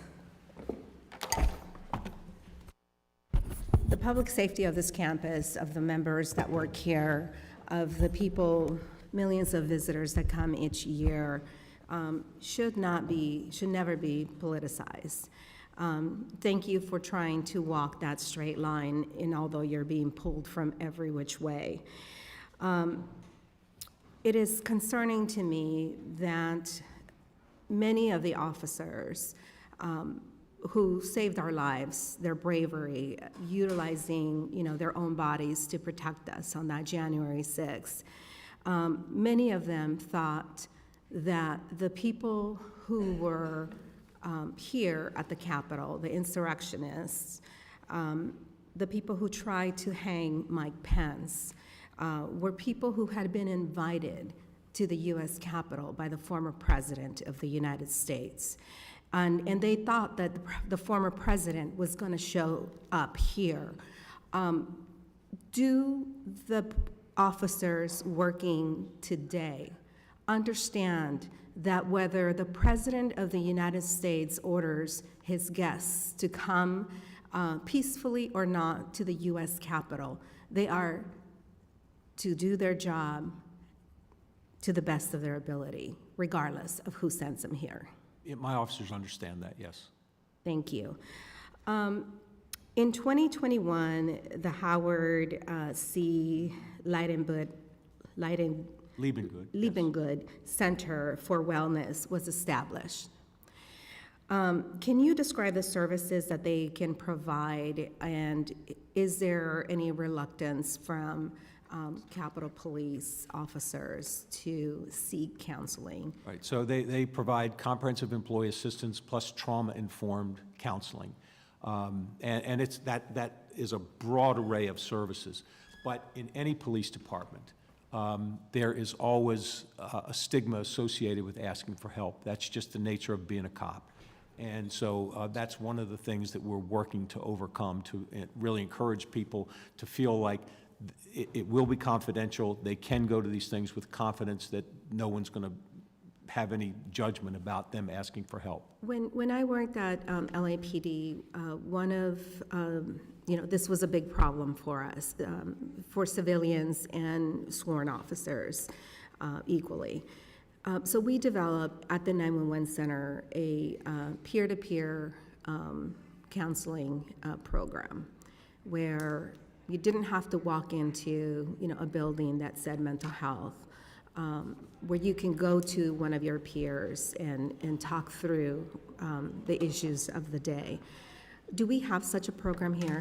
We do, and that's a really a good way to get some folks started down the road to getting some help. If they feel comfortable talking to a peer, the peer can either provide them with help, or they can share with them, look, we have experts that can help you, and sometimes that's the encouragement that they need to get the help they need. The way that I would describe the average Capitol Police officer to the police departments that I met with, I don't know why, but it was shocking to some of them, how I would describe officers that were treat people with respect, that have a smile on their face, that rather than pointing which way to go, they actually walk. I've seen them walking people to meeting rooms where they need to be, accommodating in many ways. I want to make sure that whatever training that we are providing them, to ensure that we also harden them, and help them push back on the lawlessness that sometimes shows up to our campus, that they are also empowered to, be the good guys that they have always traditionally been. That's a part of our culture. I've been a cop for 44 years, and this is my third police department, and the culture here is very different than the two previous departments that I was a part of. And it is a culture of service, and the outlook and the training that we get, I think, contributes to that culture. But really, it's the expectations that we have of each other in terms of being helpful and completing our mission that contributes, I think, to your impression of these officers. And I share your impression. They're consummate professionals. Thank you, Chief, and please thank your officers, for the great work that they do every single day, and I yield back. Gentlelady's time has expired. Chair now recognizes the gentleman from Virginia, Mr. Griffith, for 5 minutes. Thank you very much, Mr. Chairman. Chief Manger, let me pick up on a thread that Ms. Bice was asking about in her questions related to former Chief Pittman. Are you aware of the U.S. Capitol Police leave policy in Section 9, subsection C, which says, as a basic condition of approval of leave without pay, there must be a reasonable assurance that the member or civilian employee will return to duty at the end of the approved period? I am aware of that. This was a negotiated separation agreement. So was that a decision that you made, or did somebody else make that decision to make that negotiated I agreement? signed off on the decision. Because you're responsible for the leave policy?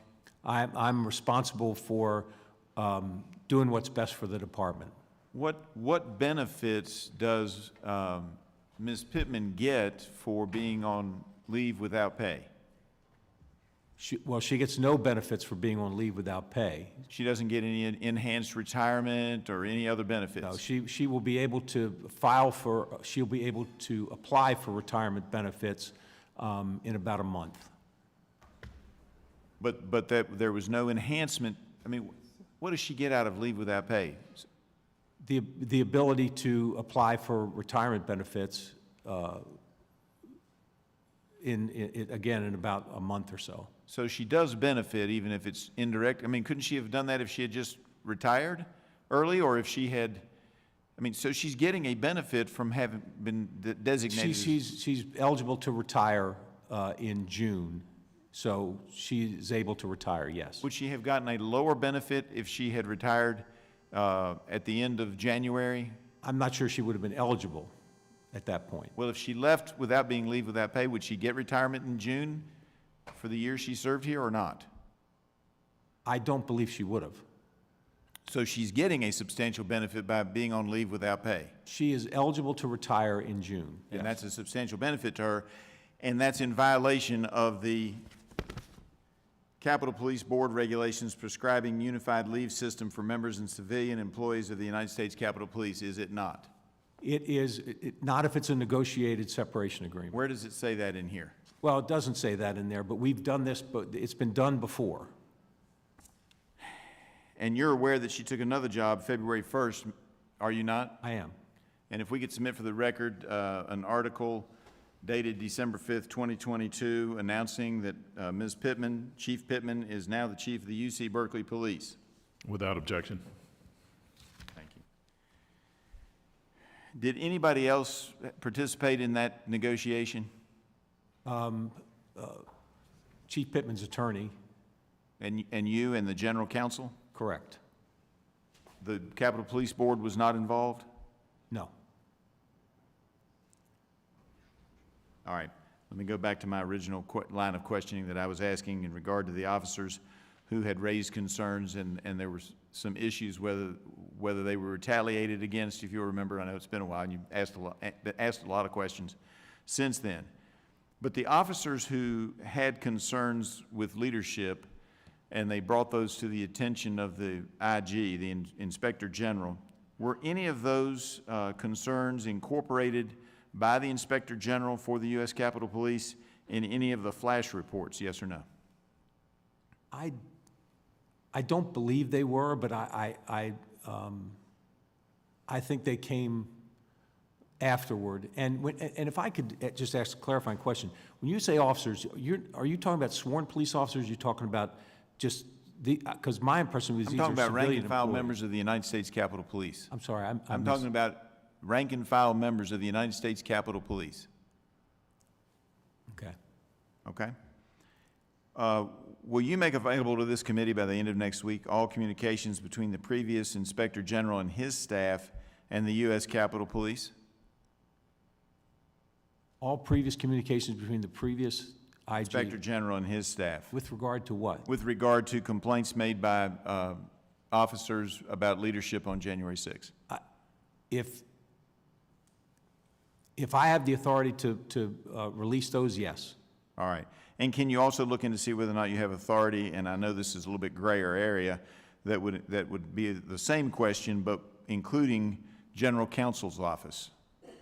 Because we're trying to see if the General Counsel was involved in some of these issues when they ought not be, before your watch. Again, as you know, when we're talking about General Counsel's office, that's a different, I understand. Can you Standard. assure me that you will give us everything that you can? that I am That you legally are permitted to permissible to give. do, yes. All right, I appreciate that, and we'll probably follow up with that in a written form so you know exactly what I'm asking for. I appreciate your time, and I appreciate the time to question. I yield back. The gentleman yields. Chair now recognizes the gentleman from Ohio, or as I was told, the gentleman from Ohio State, Mr. Carey. That's right. For 5 minutes. The Ohio State University. Chief, again, you've sat here and you've had to answer a lot of questions from many of my colleagues, both from the Democrat side and the Republican side. And I just want to say, again, what you do, what your officers do, we have a tendency to say that we support, our men in blue, and we do. But we also have to make sure that we protect them in terms of their health care and their pension, and understand that the work that they do on a daily basis is something that many people across the country just don't do. So it's very important that we do that. So I'm going to go into a line of questioning, and you mentioned in your testimony that the low officer morale and the public's declining confidence in law enforcement have put a strain on your organization. You did mention that. And that hiring remains a challenge in the post-pandemic environment. Can you maybe elaborate on that a little bit? So we actually haven't had as much trouble as some other police departments around the country, but generally, when you talk to chiefs around the country, they will tell you that they don't have the interest, that when they advertise a position, they don't get the numbers of people applying, and that it gets harder and harder to recruit officers and get adequate, they can't fill their academy classes, and we have the same challenges, but we have had some advantages recently in the Congress approving our pay regulations, Congress approving in our budget retention bonuses and things like that have given us an advantage to recruiting people and keeping people that are here, keeping them here. Chief, I think one thing, and I haven't discussed this with the members of, on either side, but many of us, when we're in our districts, we do ride-alongs with police officers, whether it's, in the cities or sheriff's offices. I do think that if we could do an outreach program with your officials, the people that you serve with, to show us exactly what you have to go through every day.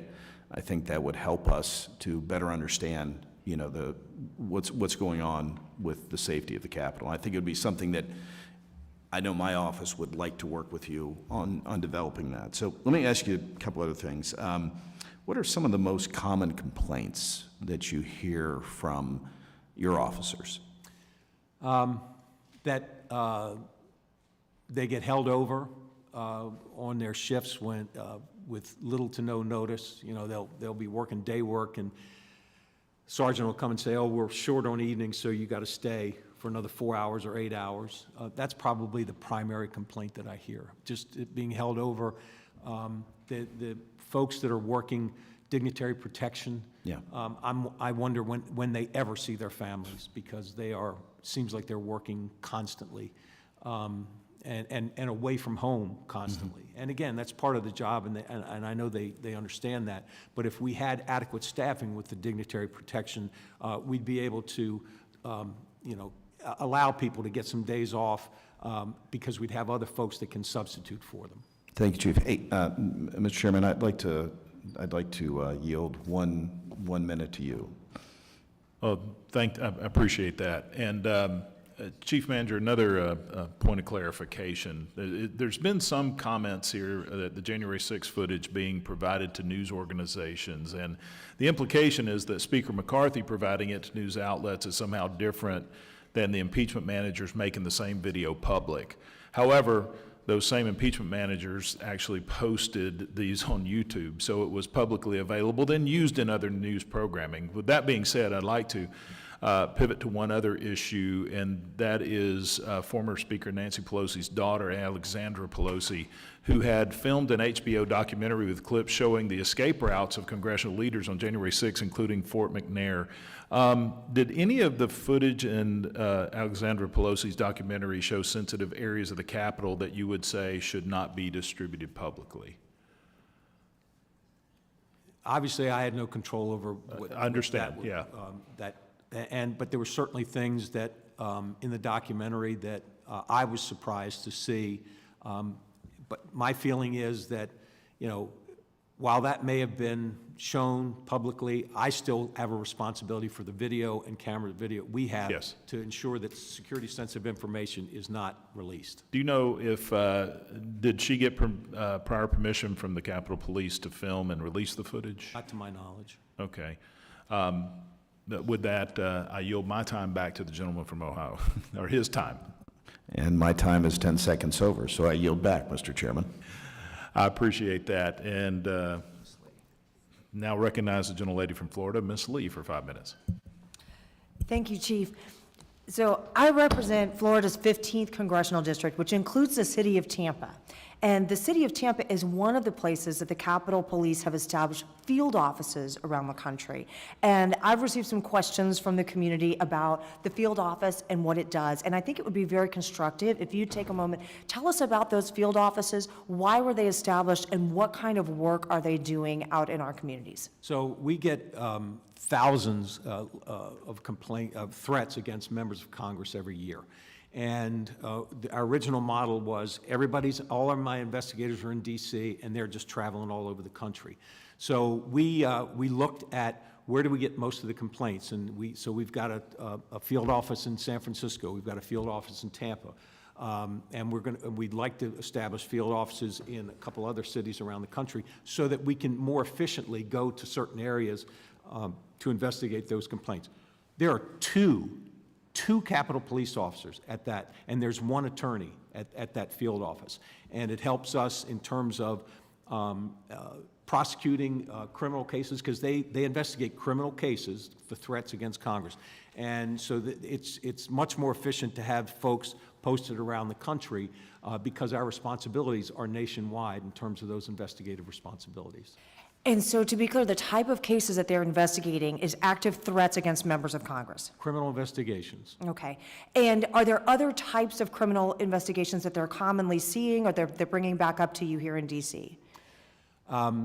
We only have primary responsibility for investigating cases where a member of Congress is a victim, or it's it involves a threat against a member of Congress. Okay, so they're not out there in Tampa investigating a broad array of criminal cases or things involving citizens of the community. It is specifically focused on your security, Capitol security, protecting members of Congress mission. That is correct. All right, thank you. And has it been fruitful for you? Has it been a helpful thing to establish those field offices? I believe it has been, and I think that it will continue to even be even more fruitful when we can look at places, like Chicago or someplace in the Northeast, where we can, because when we look at where these complaints originate, there are more in certain areas of the country, and that's why we've got one in California, one in Florida, and we want to continue to post people where they're most needed. And it will make things much more efficient for us. All right. And one of the department's improvements that you have commended today was the distribution of iPhones to the workforce to ensure that there's immediate and prompt information dissemination when it's important to get that out there to your team. Can you provide examples for us or elaboration on how this simple improvement has made your process more effective? So we do daily intel briefings at the department. And all of the information, all the intelligence information, lookouts, any information about suspicious events or anything that occurs around on this campus is disseminated to every single officer on their iPhone. And I will tell you that we will often have a photo of someone who has made a particular threat at a member of Congress's office. So we got a cell phone photo of that person. And we say, we're looking for this person because they've either committed a violation or we want to maybe give them a trespass notice that they're not allowed back to that office. When we disseminate that photo, it is unusual if we don't find that person in short order because every officer has that photo, and it's been a very, very effective way to allow us to get our job done much more efficiently with officers having that information literally at their fingertips every day. And you also mentioned the establishment of the Wellness Center as a resource for your officers. Can you speak in more detail about the programs that are available at the Wellness Center and how they're being utilized? Yes, and I think that it's still a work in progress. I mean, it's still relatively new, and we are still hiring people, counselors, and people that have expertise, whether it's someone who wants to get in better shape, lose weight, become more fit, someone who's having financial difficulties, someone who wants to improve their nutrition. All of these are services that we provide to our officers so that we can build their wellness, build their resilience. And then the trauma-informed counselors are really, I think, the key. We have comfort dogs there that we use, and what we did is looked at the best wellness centers that public safety has stood up around the country, and we tried to not reinvent the wheel, but to see what those agencies are doing and just replicate that. Thank you, Chief. Mr. Chairman, I yield back. The gentleman yields back. Chief Manger, we appreciate you being here today and for participating with us. To all the men and women that serve under your command on the Capitol Police, I know many of them are watching. Tell them thanks for their service, for what they do to keep visitors safe, staff safe, and members safe here on Capitol Hill so we can keep it open. Appreciate you being here. Members of the committee may have some additional questions for you, and we ask that you please respond to those questions in writing. Without objection, each member will have 5 legislative days to insert additional materials into the record or to revise and extend their remarks. If there's no further business, I thank the members of the committee for their participation. Without objection, the committee stands adjourned. I